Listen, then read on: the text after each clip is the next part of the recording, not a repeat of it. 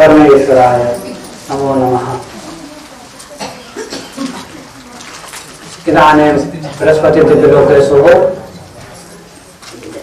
विशालः सत्संगसभा आयोजनः।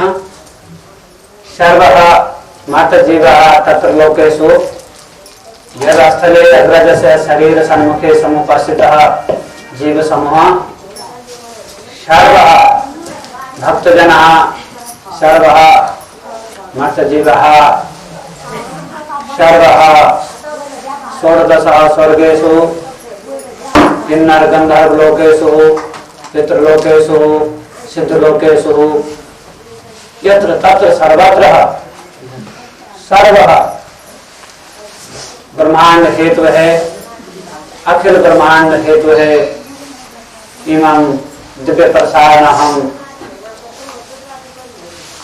संक्षेपं कृत्वा संख्याकं ऋषयमुनय पवित्रात्मनिः समुपस्थितः सत्संग सभा मध्ये सत्संग सभायाम् अध्यक्षः विष्णुप्रायः एवं मूल विष्णुः भगवानः बद्रिः विशाल रूपं बद्रि विशाल स्वरूपं सर्वे भगवान बद्रि विशालस्य जय जयकारं कृत्वा तत्पश्चातः सरस्वती वाणी सहायकः सर्वः भावरूपं समन्वितः आत्मरामायण प्रसंग हेतु है एवं देवभूमि देवात्मा हिमालय उत्तराखंडस्य केदारखंड अंतर्गत है। स्वयमेव एक भाव विशेषः किं किं रूपं क्वतीर्थः यूयं देह मध्ये किं स्थाने है किं तीर्थः समायोजितः रचितः परमेश्वरः द्वारा। सर्व शरीर मध्ये विभिन्न प्रकारः तीर्थः संस्थितः। सर्वः मतजीवः में ज्ञायते वाणी भाषा देववाणी संस्कृत वैदिक भाषा यां चिन्तयामि अहं बारम्बारः परिवर्तयामि एवं अल्पक्षणे पश्चात् अहं हिंदी परिशुद्ध भाषा सूयं सन्मुखे दिव्य प्रसारणः सर्वसरलः भाषः रूपं परिवर्तितः सर्वः तीर्थः वर्णनः किं रूपं क्व तीर्थः यूयं देह मध्ये संस्थितः परमात्मस्य भावरूपं परमात्मस्य शक्तिरूपं परमात्मस्य नाम रूपं एवं परमात्मस्य तत्वरूपं परम तत्वरूपं परमात्मस्य ज्योतिरूपं परमात्मस्य अमृत रूपं परमात्मस्य शब्दरूपं परमात्मस्य जीवरूपं किं किं रूपं अभिदर्शय। माता जीवों आप लोगों को देह मिली है और पृथक पृथक प्रकार से देह मिली है।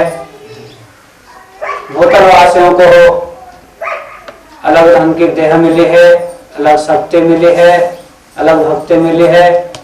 तो अन्य लोगों को जो सूक्ष्म लोक हैं, स्वर्ग लोक हैं, 16 स्वर्ग हैं, सिद्ध लोक हैं और गंधर्व लोक हैं, किन्नर लोक हैं, इसी प्रकार से है पितृलोक हैं। सबको अलग अलग प्रकार के शक्तियों अलग अलग औसत के हिसाब से है शरीर मिले हैं। सब ने अपने अपने शरीरों में रहना है और अपने शरीर के अंदर ही अपनी देह के अंदर ही परमात्मा का आभास करना है, परमात्मा की अनुभूति को प्राप्त करना है।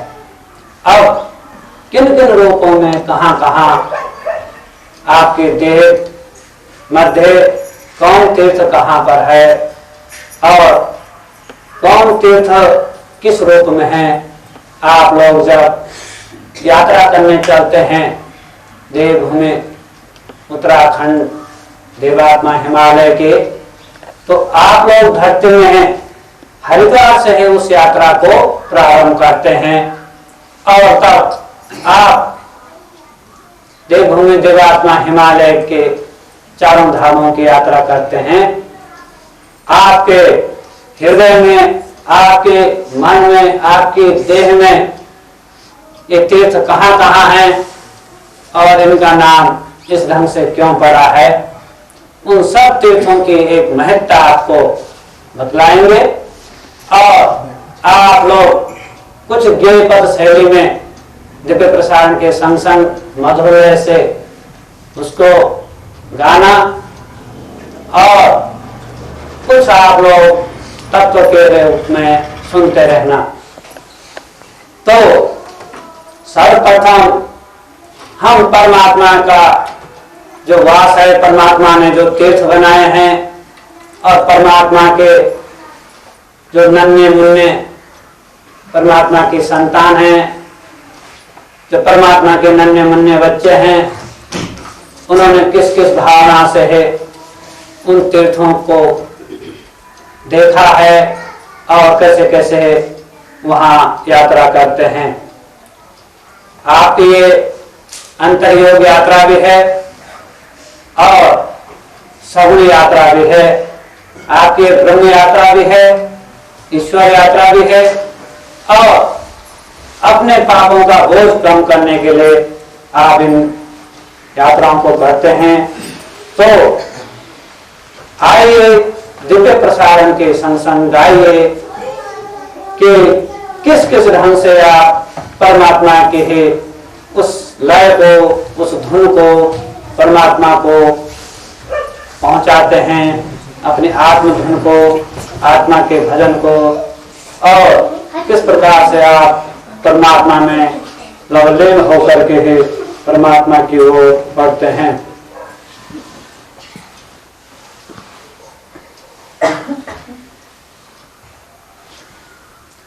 सर्व शरीर उत्तदिशि देवात्मा भाव अलख निरंजन अलख निरंजन अलख निरंजन अलख निरंजन अलख निरंजन अलख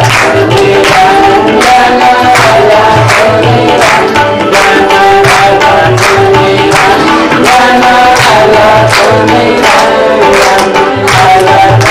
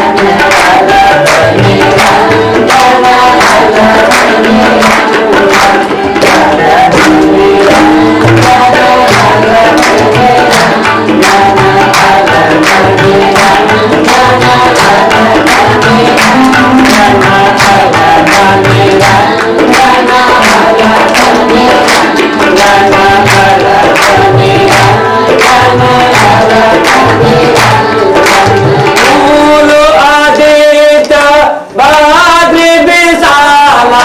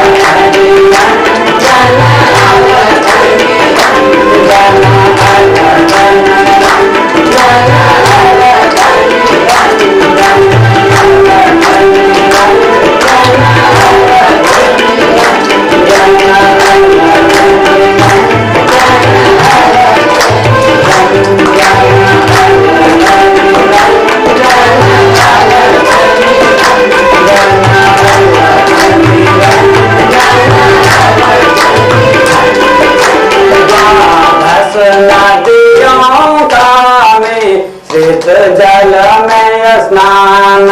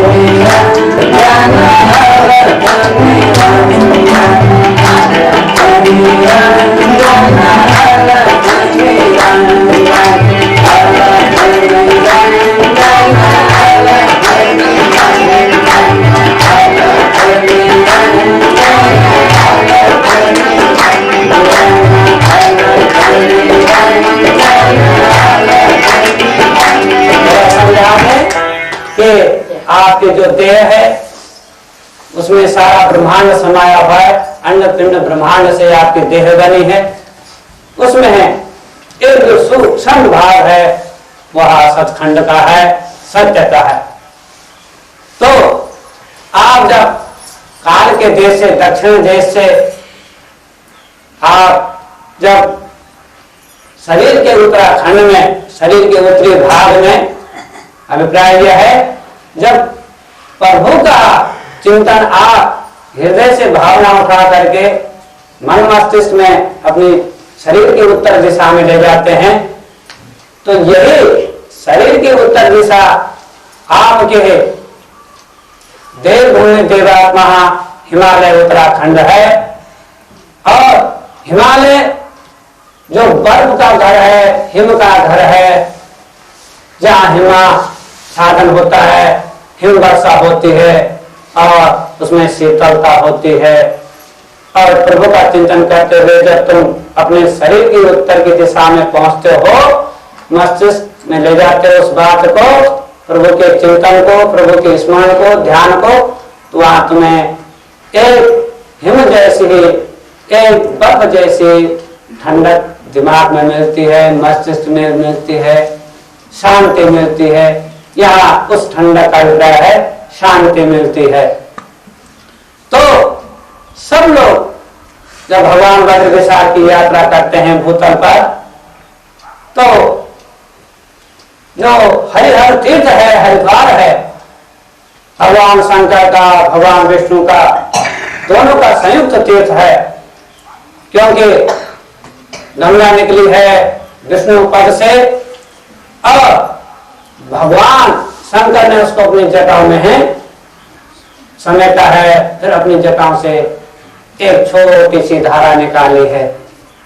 तो इस कारण हरिद्वार का जो तीर्थ है वो हरिहर तीर्थ है। हरि का अभिप्राय विष्णु भगवान और हर का अभिप्राय शंकर भगवान, दोनों का संयुक्त तीर्थ है। दोनों की संयुक्त शक्तियां वहां पर हैं और ब्रह्मा जी पूजा पाठ करने के लिए वहां पर विराजमान रहते हैं। इस प्रकार से आपके हृदय में जो हृदय स्थान है वो हरिद्वार कौन है? जो हरि के प्रति आपकी भक्ति भावना है, प्रेम भावना है, ये भावना का द्वार, हृदय से भावना उठती है, वही समाप्त हो जाती है। कुछ बातें, कुछ भावनाएं हृदय में दबानी पड़ते हैं, कुछ बाहर व्यक्त किए जाते हैं। सभी भावनाओं का उद्गम स्थल और समायोजन स्थल, और वहीं उसको समाविष्ट भी हो जाते हैं सारे विचार भावनाएं। तो परमात्मा के प्रति आपके जो भावनाएं विचार उठते हैं वो हृदय से उठते हैं। तो यही भक्ति का आपका हरिद्वार है। ये हृदय आप कहा, इस हृदय से जो भक्ति भावना उठती है यही भक्ति भावना का द्वार ही हरिद्वार है। और यही से आप हृदय से भावना उठा करके तब आप चिंतन करते हैं, अपने वाणी से तब बोलते हैं, मधुर वाणी बोलते हैं, भजन गाते हो और अच्छे अच्छे से अपना धर्मशास्त्र पढ़ते हो। तो आप अब हृदय से यात्रा कर रहे हैं, आप अपने हृदय स्थल से यात्रा कर रहे हैं, हरिद्वार से, हृदय का अभिप्राय हरिद्वार से यात्रा कर रहे हैं और आप भगवान वज्रविशाल के पास पहुंचेंगे, भगवान शंकर के पास भी पहुंचेंगे और इधर द्वार गंगोत्री यमुनोत्री में भी पहुंचेंगे। और आगे कहा जो वर्णन है, बड़ा मनोरम वर्णन है। आप पंच प्रयाग की यात्रा सहित पहुंचेंगे। आपके शरीर में कौन कौन प्रयाग कहाँ है? प्रयाग कहते हैं दो नदियों के संगम को या बहुत सारी नदियों के संगम को। तो वो नदियां कौन सी हैं? वो भक्ति की नदियां हैं, भावना की नदियां हैं, वो ज्ञान गंगाएं हैं, वो भक्ति की गंगाएं हैं, वो अमृत की गंगाएं हैं।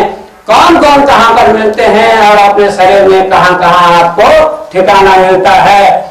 और भगवान वज्रविशाल में पहुंचने के लिए, विश्राम करने के लिए जगह जगह आपके है विश्राम गृह हैं। आप अपने हृदय में कहाँ कहाँ, आप अपने मस्तिष्क आनंदमय कोष में पहुंचते पहुंचते, आप रंग में पहुंचते पहुंचते, अलख मंडल में पहुंचते पहुंचते आप कहाँ कहाँ विश्राम करते हैं, कहाँ कहाँ जाते हैं। जब आप हरिद्वार से स्नान करके चलते हैं, गंगा मैया के जल में, पवित्र जल में स्नान करते हैं, जिसका अभिप्राय सीधा सीधा ही है, जब आप अपनी पवित्र भावनाओं के जल में स्नान करते हैं तब आप ऋषिकेश पहुंचते हैं स्नान करके। और ऋषिकेश क्या है? जहाँ सारे ऋषि मुनियों की ही मंडली बैठी हुई है, ऋषि मुनियों के ज्ञान का रूप है और ऋषि मुनियों का दर्शन है। आप हरिद्वार से ऋषिकेश चले, सारे ऋषि मुनियों के ज्ञान से आच्छादित, भक्ति से आच्छादित ऋषिकेश तपस्थली आपको मिलेगी। और वो ऋषिकेश आपके हृदय से थोड़ा सा आपने ऊपर चढ़ना है, वहां आपको हो ज्ञान, वैराग्य, विवेक, ये सब कुछ बातें मिलने लग जाते हैं। भक्ति, ज्ञान, वैराग्य, विवेक। और देखो तुम्हारे भक्ति की बातें बता रहे हैं कितने बेसब्र है, कितना धीरज नहीं है। और लोग गति के प्राणी को तो बिल्कुल धैर्य नहीं है। वो सोचते हैं कि इनकी वाणी में है, यदि खड़े हो जाएंगे तो सारा माल हमको मिल जाएगा। तुम्हारे लिए भी भागवत का प्रसंग, एक आध प्रसंग छेड़ेंगे और तुम्हारे उद्धार के लिए भी सोचा जा रहा है। जो दिव्य प्रसाद है आत्म रामायण का है और ये सारी बातें आत्म रामायण से संबंधित हैं।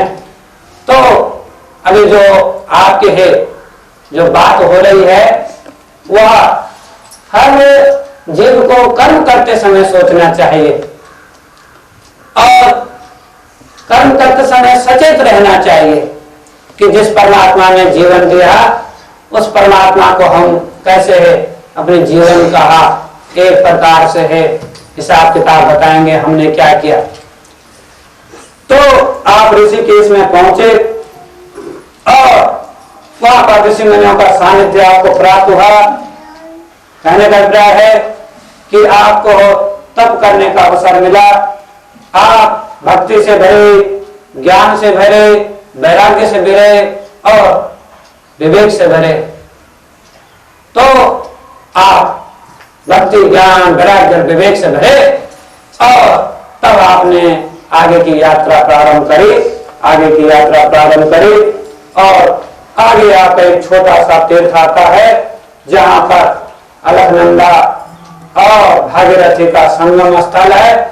आप पहुंच गए हैं अलकनंदा, जो अलग पुरुष के दरबार से जो एक अमृत की गंगा है, जो अलग पुरुष के चरणों से ही आ रही है, भगवान वज्र विशाल के चरणों से ही आ रही है। और एक जो गंगोत्री से आ रही है, जो सृष्टि के उद्गम स्थल से आ रही है, जो सृष्टि के उद्गम स्थल से आ रही है, जो शब्द जो अमृत के उद्गम स्थल से आ रही है, दोनों गंगाएं वहां पर मिल रही हैं। एक गंगा में पूरा विष्णु का भाव है, दूसरी में पूरा सृष्टि नियामक का पूरा भाव ले हुए है, सत्यता को ले हुए। और देव प्रयाग, वहां पर आपकी देवत्व की भावनाएं जागती हैं, सारे देवमय संस्कार आपके हो जाते हैं। आपको देवताओं की शक्ति प्राप्त हो जाती है। आप वहां पर स्नान करते हैं। आपके उत्तराखंड की यात्रा करने का जो मूल अभिप्राय है, सभी नदियों में है स्नान करते करते सभी प्रयागों में स्नान करते हैं। तो ये प्रयाग है, यह दो धाराओं का मिलन है। एक धारा जो अलग धारा है, दूसरी धारा जो उद्गम धारा है, सत उद्गम की धारा है, अमृत उद्गम की धारा है। वो धारा आगे बढ़ करके है और देवताओं के पास आती है। आपको पता होगा कि जब देवासुर संग्राम हुआ, समुद्र मंथन हुआ, तो अमृत किसके हिस्से में आया? देवताओं के हिस्से में आया। तो वही अमृत गंगा है, वही अमृत गंगा है और देवताओं को मिली है। इस कारण उसका नाम देवप्रयाग पड़ गया है। जो तुम्हारी कंठ देश के में ही है, कंठ देश में है, वहां आदि शक्ति जगदम्बा भवानी ही अपने पूरे वीरों के साथ वहां रहती है, पूर्ण संपूर्ण शक्ति के साथ रहती है, अपना विशाल दरबार लगाए हुए रहती है। पूरा शक्ति दरबार रहता है, भक्ति दरबार रहता है। सभी देवी देवताओं को वहां से शक्ति मिलती है, भक्ति मिलती है और सभी देवताओं का यहाँ पर संगम हो गया है और अलग धारा और अमृत धारा का संगम हो गया है। बोलो हर हर गंगे, बोलो हर हर गंगे। यही विधि चला हो धर्म गुण गाना, अलख निरंजन अलख निरंजन अलख निरंजन अलख निरंजन अलख निरंजन अलख निरंजन अलख निरंजन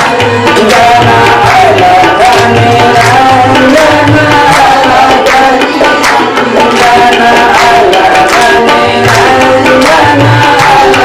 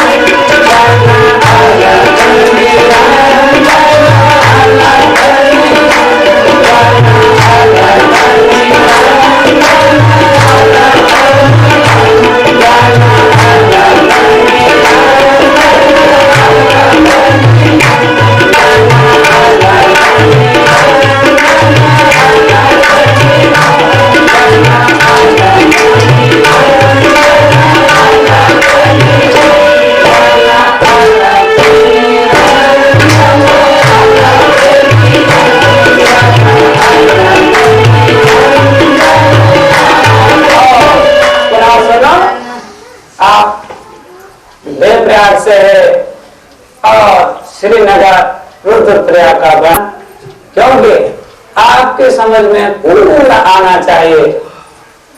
आप लोग देवत्याग में हैं, देवत्व को धारण करके अभिप्राय देवता बन करके देव शक्ति से आप ओतप्रोत होकर के, दैव्य भावना से ओतप्रोत होकर के आप देव बन करके, देव देवियां बन करके, जो कि नर नारियां हैं वो देव देवियां बन करके जा रही हैं, अपने समूह में जा रही हैं। और वहां आप आगे कंठ देश में पहुंच रहे हैं और श्रीयंत्र के देश में पहुंच रहे हैं। जगदम्बा भवानी के श्रीयंत्र के दरबार में पहुंच रहे हैं और जो स्थान वर्तमान में है श्रीनगर कहलाता है, वह श्रीयंत्र नगर था। देवी का श्रीयंत्र वहां अलकनंदा में है के घर में है गड़ा हुआ था, जिसको कि बहुत समय बाद एक बहुत बड़े शिवलोक अवतार में है, उसको वहां से बुखार करके और कहीं उसको और कुछ व्यवस्था करी है। ये तुम्हारा इतिहास होगा, इसके गहराई में जाने की आवश्यकता नहीं है।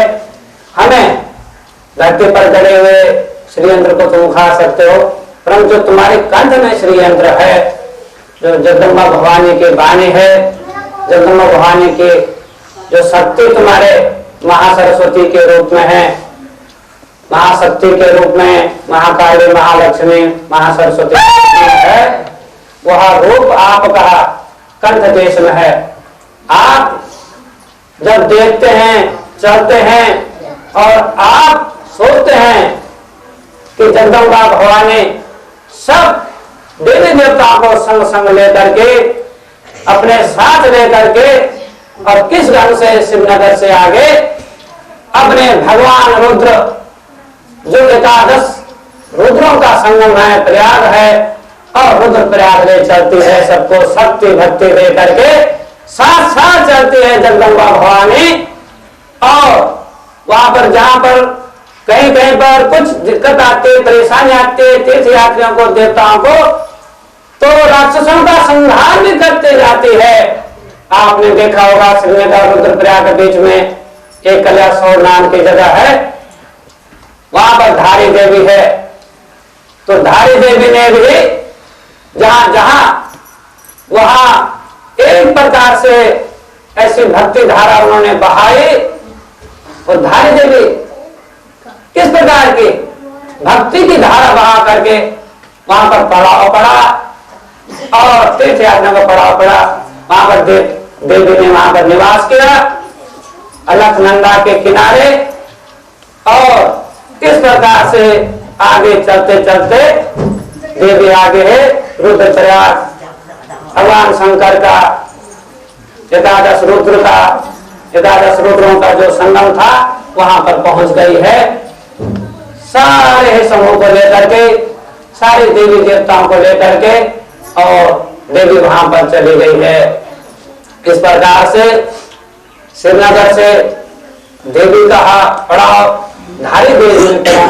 और जिस समय देवी वहां पर रही है तो वहां पर भक्ति धारा उसने बहाई, इस कारण उसका नाम धारी देवी पड़ा है। और भगवान की भक्ति करते करते देवी आगे है रुद्रप्रयाग में ले गई है। रुद्र शंकर भगवान का नाम है। वहां पर भी नारद ऋषि आते हैं, देव ऋषि नारद आते हैं। उन्होंने भगवान शंकर से वहां पर संगीत विद्या सीखी है। और वो जो रुद्र है वहां पर संगीत का रूप है, रुद्रप्रयाग में भगवान के संगीत का रूप है।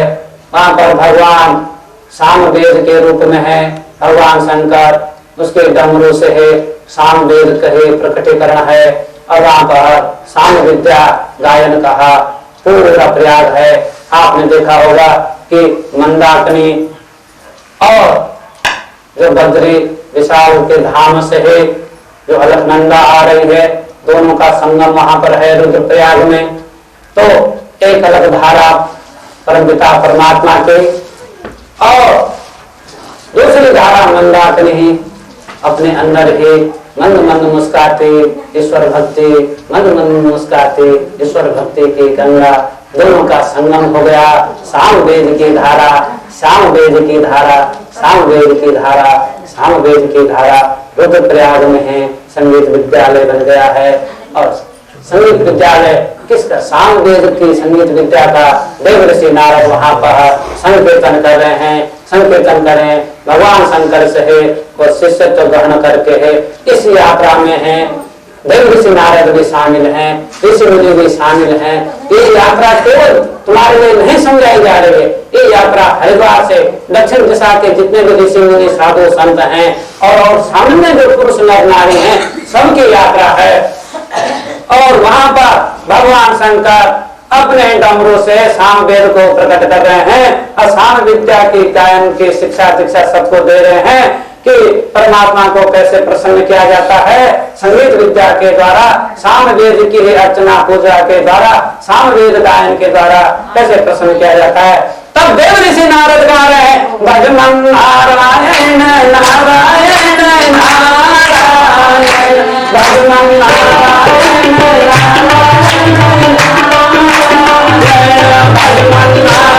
नारायण नारायण, भजमन नारायण नारायण नारायण, भजमन नारायण नारायण नारायण, भजमन नारायण नारायण नारायण, भजमन नारायण नारायण नारायण, भजमन नारायण